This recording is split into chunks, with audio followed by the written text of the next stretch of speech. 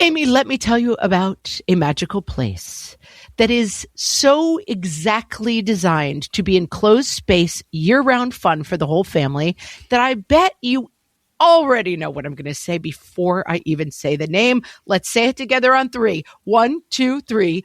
Great Wolf Lodge. You got it, Amy. My kids loved Great Wolf Lodge when we went. You probably already know that it has a huge indoor water park with a wave pool, lazy river, a bunch of massive water slides. But then your pack can hit the other attractions because wait, there's more. Great Wolf Lodge has adventure-packed attractions like Magi Quest, a live-action game kids can play throughout the lodge, plus the Northern Lights Arcade. Spent some quality time there, so your kid who loves the lazy river and your kid who loves fantasy games will both have a great time. Great Wolf Lodge also offers great dining options and complimentary daily events like nightly dance parties, all under one roof. Unpack the car once and you're settled in to have fun. And with 22 lodges across the country, you're always a short drive away from adventure.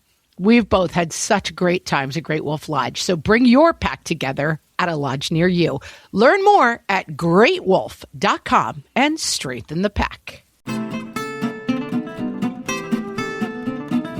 Welcome to Ask Amy from What Fresh Hell Laughing in the Face of Motherhood, solving the parenting question of the week so you don't have to. This week's question is from Mary, who says, I have a 2-year-old daughter in daycare who has been bitten by other children time and time again.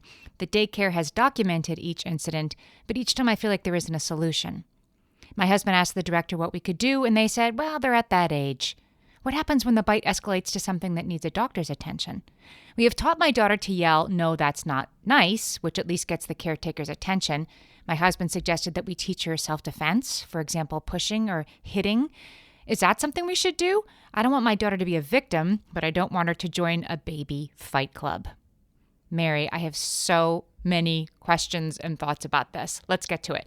The time and time again thing concerns me. If your daughter is really being bitten repeatedly by lots of different kids at this daycare, which is what it sounds like, then what the heck is going on at that daycare? Similarly, if it's even one kid that's biting her repeatedly at the daycare, it's a problem. It's easier if it's one kid because you can demand eyes on that kid. It's more complicated if it's a bunch of different kids. But one thing's for sure, your daughter's 2. The solution can't be put on her. She can't be expected to defend herself, and that shouldn't be the expectation. This happened to my kid once, so I'll start with what had happened in my own situation. I used to use a babysitter at the gym where I would work out, and I'd leave my baby there while I worked out. I took a exercise class one day, come back, and my just about 2-year-old had huge bite marks all over his nose, and he clearly had been crying for most of the time I was gone. They hadn't come and gotten me. They said, well, we went looking for you, but we didn't see you. So that was my first thing I had a problem with. I was furious, not at the kid who, as you said, the teacher in this daycare is saying this is the kids are at that age, they do this. They do. Some kids bite. I wasn't mad at the kid. I wasn't even mad at the other parent who was extremely apologetic and, felt bad and we were strangers and what were you going to do? I was mad at the management who kind of felt like this was a shrug. There were 2 women in there with 5 kids. They weren't that busy. I went to the management and said, you got to look at these kids more carefully. I didn't really get a response, and I took my kid elsewhere. I didn't go back there again. I'm guessing that might not be an option for you, or you would have done it already. So I'm going to suggest in this case that you can be both the solution and, if necessary, a bigger problem than the biting so that the daycare has to address it. This daycare has a responsibility to take it seriously. They can be watching the kids more closely. You can offer them books and videos and songs and resources so that they can address this, even with very tiny children on a sort of curricular level. I looked online for a minute and found 2 songs from Daniel Tiger on PBS. One's called Use Your Words. One's called It's Not Nice to Hurt Someone. They're both very catchy. They're on YouTube. They can teach the kids this. This has to be part of the culture of what they're talking about. It's in everyone's best interest for them to be talking to these kids about what's appropriate and what isn't. As far as having your kid use her words, yeah, I think that that's a good thing to teach her. It's a good thing to teach all our kids. But again, I think having that be the solution, which she just has to tell them no, is not really fair to your kid. I wouldn't stop her from pushing a biter, if you feel me.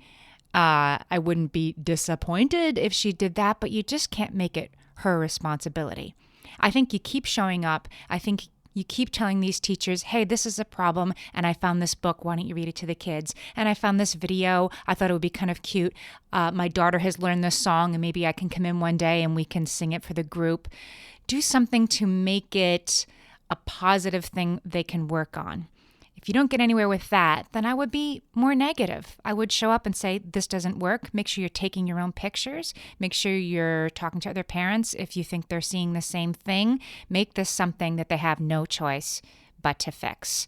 With that being said, I will go back to what the employee at the daycare said, which is these kids are at that age.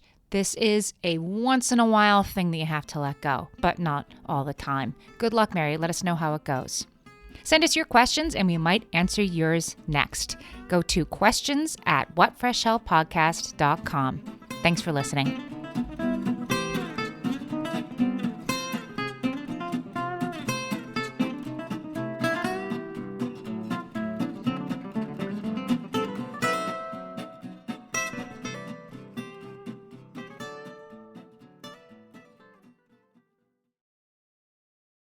Close your eyes.